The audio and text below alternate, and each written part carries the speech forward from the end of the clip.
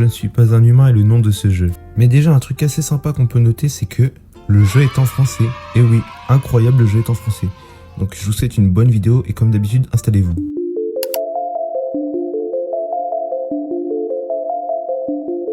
Alors oui, le jeu commence cash directement. On peut voir à ma caméra que même moi j'étais surpris. Tout ce que je sais pour le moment, c'est que c'est un jeu psychologique qui joue sur ta confiance. Donc sans plus tarder, j'ai ouvert et j'ai vu que c'était mon voisin derrière la porte. Salut voisin, ça Zambaï. Écoute, je passe toi pour une raison précise. Je me fais un peu de soucis pour toi. Il y a un sacré qui se prépare. Ma cousine m'a plus d'infos chez elle. Ils disent qu'il se passe un truc bizarre avec le soleil. Et des types sortaient de sous terre. On les appelle les visiteurs. Déjà, très flippant. Il y a des gens sous terre littéralement. Et on les appelle les visiteurs. Mon voisin m'explique aussi qu'on peut plus sortir la journée. Apparemment, les températures sont à la hausse à tel point qu'il fait tellement chaud dehors en fait que ça brûle la peau, littéralement. En attendant, ce cher voisin est venu me dire qu'en fait, il s'assurait que tout allait bien chez moi et il m'a indiqué de ne jamais rester seul chez moi et que si quelqu'un toquait à la porte, il fallait pas que je lui dise que j'étais seul. Sur ces brefs mots, lui, il est parti retrouver sa famille. Et moi, je me retrouve tout seul du coup chez moi pour cette première nuit. Alors c'est marrant, dans ce jeu, quand il fait nuit, il n'y a pas grand chose à faire parce que tout est fermé. Oui, littéralement tout. J'ai essayé toutes les portes, hormis les fenêtres qu'on peut regarder, mais j'ai littéralement juste vu un chien.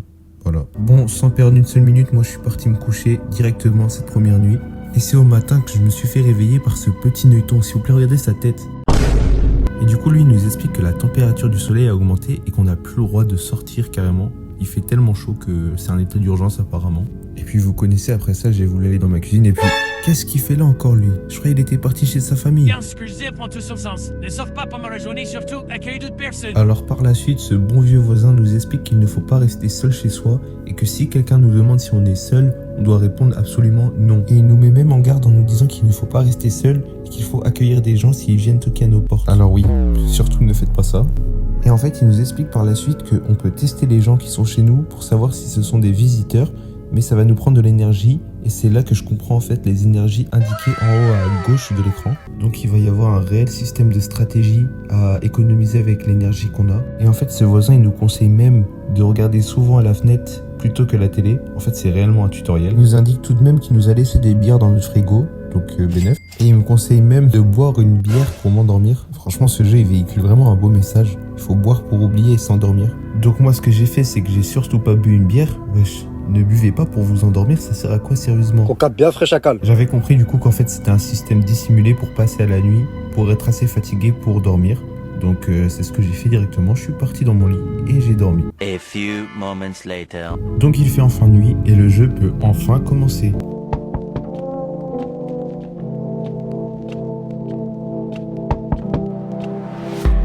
Coucou, est-ce que mon papa est là? Je peux aller le chercher?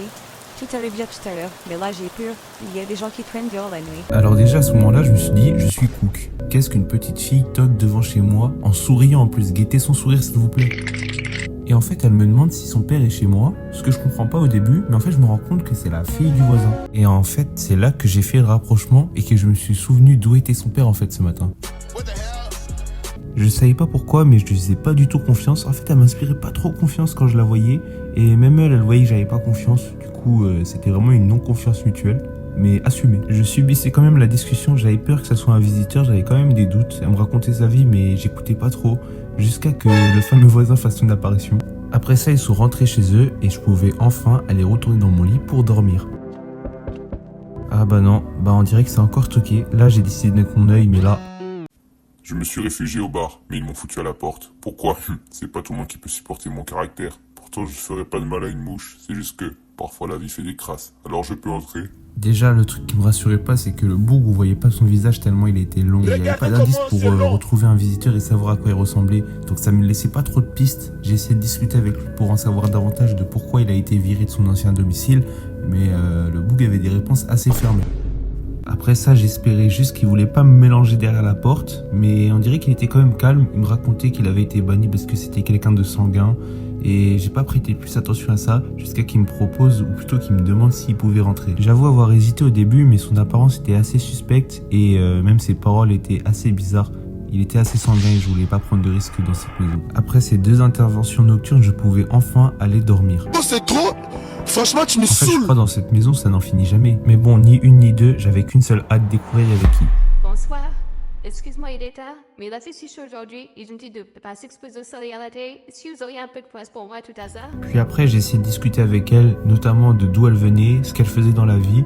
J'ai vu qu'elle avait une apparence assez bizarre, mais ça m'a pas freiné parce que je me disais que peut-être elle était gentille, elle avait un problème de santé. En plus, tout était plutôt cohérent, elle avait une tenue d'été et je vous rappelle que dehors il fait très chaud. Hormis son apparence assez bizarre, il n'y avait aucun autre signe qui pouvait croire que c'était une visiteur. Du coup, je l'ai accueillie. Après ça, du coup, elle est rentrée chez moi et je pouvais enfin aller dormir. Après 3 interventions, je pouvais enfin aller dormir. Alors c'est enfin le matin et ce fameux présentateur Neuton nous présente les actualités du jour. Il nous explique que le taux de criminalité a augmenté et que ça serait causé par le nombre de visiteurs qui entrent dans les maisons pour fracasser les gens littéralement. Là, ce qui est intéressant, c'est que je vous rappelle, pour le moment, on peut pas savoir comment reconnaître un visiteur. Mais là, ils auraient trouvé comment reconnaître les visiteurs les uns des autres. Alors ni une ni deux, j'écoute ce qu'il a à nous dire. Et ouais, c'est assez terrible. Les visiteurs, on peut les reconnaître parce qu'ils ont des dents hyper blanches, comme si on avait mis du blanco dessus. Moi, pour l'instant, je suis rassuré. Tous les visiteurs que j'ai vus, tous ceux qui ont toqué chez moi, ils n'avaient pas de dents blanches comme ça. Mais apparemment, ils ont trouvé ça parce qu'un SDF avait les dents hyper blanches. Bon, le raisonnement est assez bancal, mais on va leur faire confiance. Après ça, ce que j'ai fait, c'est que je me suis levé et je me suis dirigé vers ma cuisine pour prendre une bière. Avec du recul, ce qui a été débile durant ma première run, parce que du coup ça a enlevé mes 2 barres d'électricité d'énergie. Cela a été une grande erreur pour ma part, parce que du coup je n'ai pas pu inspecter les chicots de la dame, mais il me semble qu'elle avait souri durant la nuit précédente. Alors déjà, quelle fut ma surprise quand je l'ai vue dans une position aussi lugubre dans un coin de pièce. Et puis bon, j'ai essayé de passer à autre chose, donc j'ai parlé de sa vie et j'ai essayé de savoir comment elle avait été virée de... Et en fait, elle va nous expliquer qu'un soir, elle rentrait parce qu'elle vivait avec une colocataire à l'époque et qu'elle a vu plein de chaussures à l'entrée. Et quand elle s'est avancée, elle a vu sa colocataire endormie dans son lit et d'un coup, elle s'est fait attraper par les cheveux. Elle a été emmenée dans une cuisine et ça lui a dit qu'elle pouvait pas voir ça parce qu'elle se sentait pas bien. Et puis après ça, c'est là que j'ai eu des doutes sur elle soudain, parce qu'elle était vague sur le sujet et elle a essayé de passer à autre chose. Et puis regardez s'il vous plaît, c'est quoi cette position? Du coup, j'ai essayé de réinsister, mais en fait, c'était les mêmes dialogues. Après ça, vu que j'avais plus d'énergie pour faire quoi que ce soit, je me suis dirigé directement dans mon lit pour passer à la nuit et accueillir d'autres potentiels visiteurs.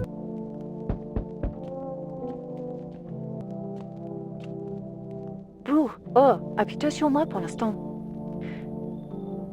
Ça ne vous dérange pas qu'on soit ici? Tout le monde souffre de dépression à un degré ou à un autre. On avait déjà une idée à tourner que prenait les choses avant même que le Saïd ne fasse des siennes. Vous suivez l'actualité, tout converger vers ce scénario. Cela dit, je ne crois pas que le soleil explosera. Alors en résumé, on a 2 jumelles qui viennent devant chez moi pour expliquer que dehors c'est vraiment hard et qu'elles ont vraiment besoin d'aide. Mais moi, ce que je trouvais bizarre, c'est vraiment la position de la deuxième sœur avec une tenue toute blanche. Dehors, il est censé faire 50 degrés. Elle a une tenue comme si on était en hiver. Et c'est quoi cette Jojo pose, s'il vous plaît, regardez. Et puis surtout, ce que je trouvais bizarre, c'est que la deuxième sœur, elle parlait pas. Ensuite, elle essaye de négocier en me disant que si elle me laisse rentrer, elle a quelque chose à me donner. Mais moi, j'ai directement refusé. Il y avait trop de choses bizarres. Suite à ça, du coup, je me suis dirigé à mes fenêtres car je me suis souvenu du conseil du voisin et j'ai découvert qu'il y avait des cadavres juste devant chez moi. Donc ça nous montre que c'est soit la chaleur du soleil en pleine journée ou soit des visiteurs dans la nuit qui ont attaqué des gens. Je pensais pouvoir aller dormir, mais après ça, ça a encore toqué à ma porte. Donc je me suis dirigé pour aller voir. Bonjour, mon vieux, est-ce que vous pouvez me laisser rentrer? Mon petit, je me suis fait avoir par le soleil pendant qu'on éteignait le feu. La fumée est si épaisse qu'elle nous empêche de brûler vif.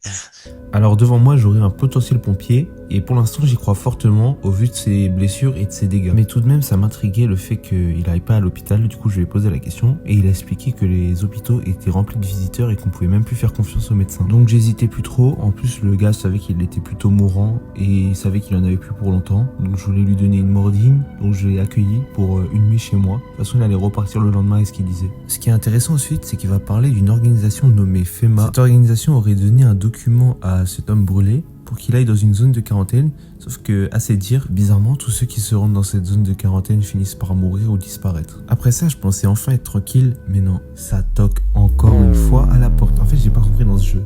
Tout le monde va toquer chez moi. Du coup, je me rends à cette porte d'entrée pour la 5e fois de la nuit, et sans plus attendre, je vais voir qui est derrière. Bien le bonjour, vraiment.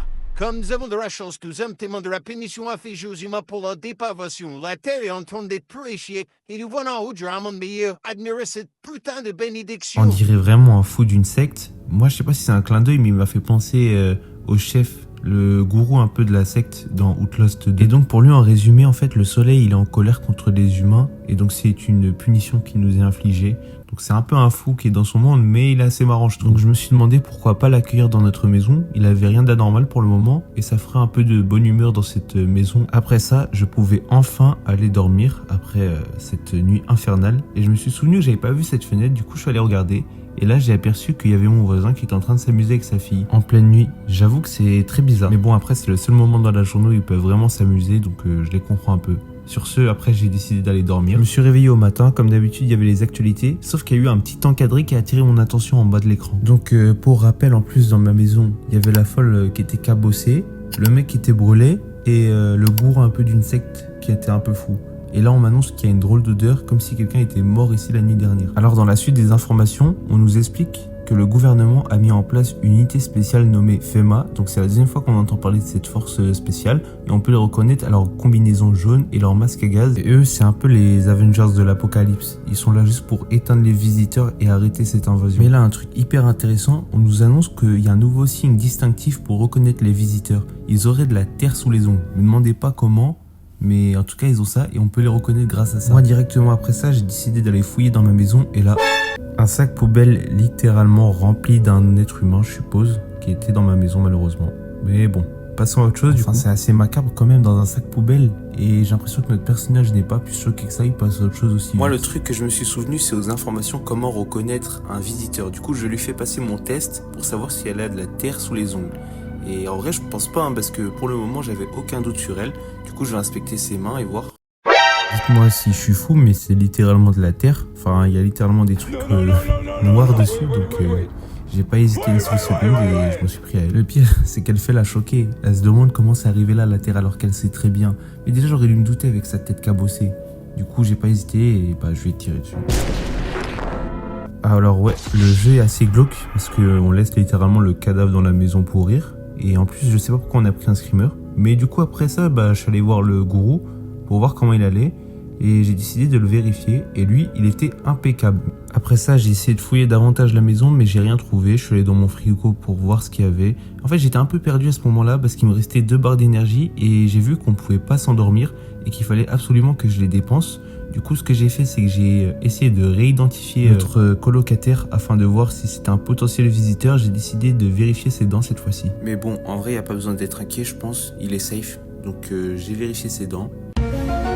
Au début, j'avais un doute. Mais j'avoue que ses dents brillent beaucoup trop à mon goût. Et c'est pas si rassurant que ça, je pense. Mais bon, en plus, sa justification, il commence à me parler chinois. Il me parle de bière, de protection avec les mailles.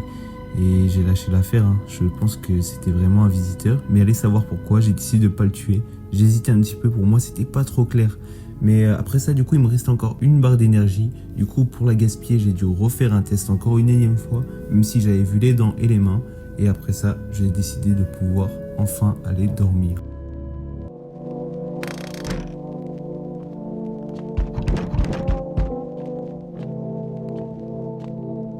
Alors avant d'ouvrir à la personne ayant toqué, j'ai regardé par la fenêtre de mon voisin et j'ai vu que la FEMA était chez eux. Donc j'espère qu'ils ne se sont pas fait avoir par les visiteurs. En tout cas, force à eux. Puis après ça, j'ai décidé d'aller regarder dans la deuxième fenêtre avant d'ouvrir. Et là, j'ai vu que la FEMA était en train de récolter en fait les corps des adolescents précédemment qu'on avait vus. Je sais pas si vous vous souvenez. Donc ça montre qu'en fait, ils sont vraiment actifs la nuit et ils essaient vraiment de faire un nettoyage et de faire des enquêtes afin de retrouver tous les visiteurs. Après avoir vu ça, j'ai décidé de m'avancer vers ma porte pour aller voir qui avait toqué.